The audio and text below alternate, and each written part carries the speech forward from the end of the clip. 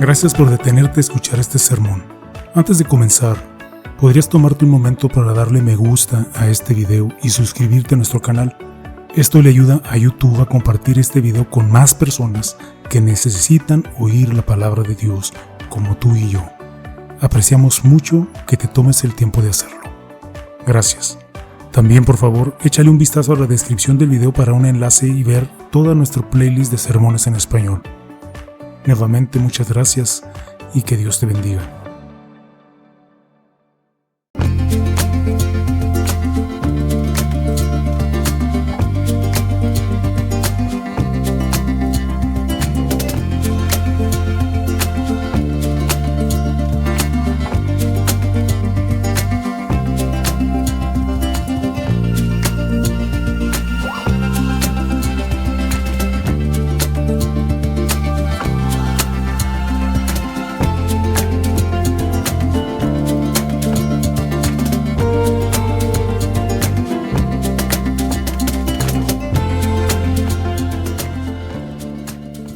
Sermón del domingo 12 de mayo del año 2024 de la Iglesia Luterana Cristo Nuestro Redentor en El Paso, Texas, basado en el texto de la carta de Pablo a los Gálatas, capítulo 3, versículos del 10 al 14. Cuando escuchas la palabra maldición, ¿qué piensas? ¿Piensas en brujas o hechiceros? ¿Piensas en curanderos o en muñecos de vudú? ¿Piensas en conjuros o maleficios? Ahora escucha la palabra maldito. ¿En qué piensas cuando oyes esa palabra? ¿Piensas en ti mismo y en que si algo puede salir mal en tu vida, saldrá mal inevitablemente? ¿Cuántos de nosotros, a causa de un percance tras otro en un día, hemos pensado, estoy maldito? Y en la mayoría de los casos, asociamos las palabras maldición o maldito con un toque de superstición. Pero en términos bíblicos, no hay nada supersticioso ni en la palabra maldición ni en la palabra maldito. Las palabras maldición o maldito no son únicamente palabras feas, son las más feas, las palabras más feas de la Biblia. Ninguna palabra en la Biblia es más condenatoria que maldición o maldito. Maldición o maldito en la palabra de Dios significa literalmente imponer un castigo a alguien y condenarlo a la destrucción. Y es importante que entendamos esto si queremos entender la verdad divina de Gálatas 3, versículos 10 al 14. Escuchemos. Porque todos los que dependen de las obras de la ley están bajo maldición, pues está escrito: maldito sea todo aquel que no se mantenga firme en todas las cosas escritas en el libro de la ley y las haga. Y es evidente que por la ley ninguno se justifica para con Dios, porque el justo por la fe vivirá, y la ley no es de fe, sino que dice: el que haga estas cosas vivirá por ellas. Cristo nos redimió de la maldición de la ley, y por nosotros se hizo maldición. Porque está escrito: maldito todo el que es colgado en un madero, para que en Cristo Jesús la bendición de Abraham alcanzara a los no judíos, a fin de que por la fe recibiéramos la promesa del Espíritu. Podemos decir que Pablo se va directo a la yugular cuando utiliza las palabras maldición y maldito. Veamos nuevamente el versículo 10.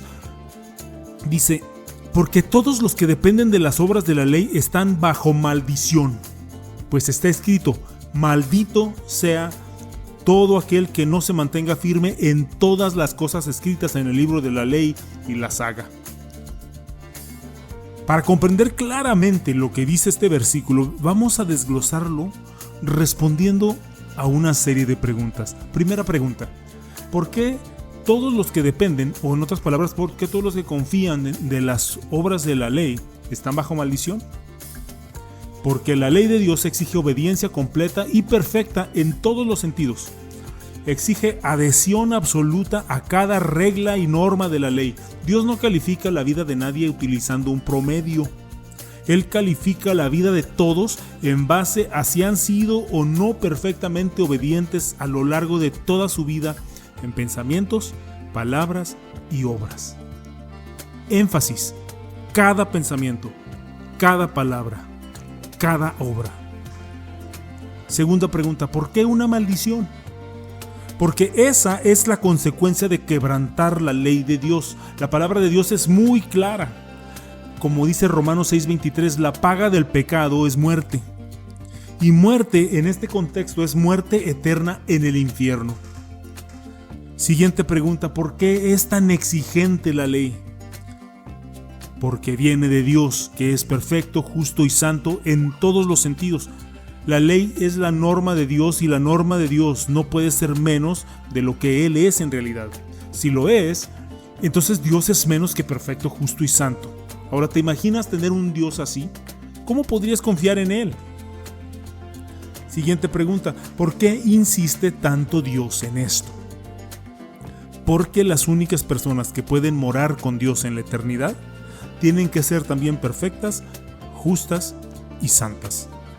Sí, dicho sin exageración, tienen que ser así. ¿Por qué?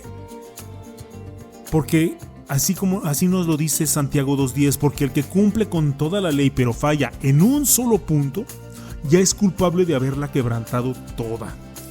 Nadie que no sea perfecto, justo y santo puede siquiera estar ante la presencia de Dios y vivir, y mucho menos morar con Él para siempre. La siguiente pregunta es: ¿por qué todos? ¿Por qué todo aquel? Porque aunque el decir que nadie es perfecto se haya convertido en un dicho común en nuestros días, es absolutamente cierto. La diferencia es que el hecho de que se haya convertido en un dicho frecuente no exime a nadie a encogerse de hombros como si no pasara nada. La verdad de Dios es la verdad de Dios. Veamos nuevamente los versículos 10 y 11 de Gálatas 3, que dice: porque todos los que dependen de las obras de la ley están bajo maldición, pues está escrito: maldito sea todo aquel que no se mantenga firme en todas las cosas escritas en el libro de la ley y las haga. Y es evidente que por la ley ninguno se justifica para con Dios. ¿No son lo suficientemente claras estas palabras? Hay una verdad inquietante en todas estas preguntas y sus respectivas respuestas. Lo sabemos, ¿verdad? Sabemos que todas las respuestas a las preguntas que acabamos de hacer y responder son ciertas. Sabemos que todo lo que se ha dicho sobre maldición y sobre maldito es cierto. Y como resultado sabemos sin duda lo que merecemos de Dios. Debido a la tremenda carga que llevamos por todos nuestros pecados, merecemos o esperamos recibir la justa ira de Dios por esos pecados. Sabemos que ningún bien que hagamos o buena obra que hayamos hecho justifica nuestros pecados. Sabemos que Dios tiene razón en su veredicto y está en lo correcto al juzgarnos y condenarnos. Sabemos que somos culpables. Pero echemos un vistazo al versículo 13, que dice así: Cristo nos redimió de la maldición de la ley y por nosotros se hizo maldición, porque está escrito: maldito todo aquel que es colgado en un madero. ¿Por qué es precisamente Cristo quien nos redimió?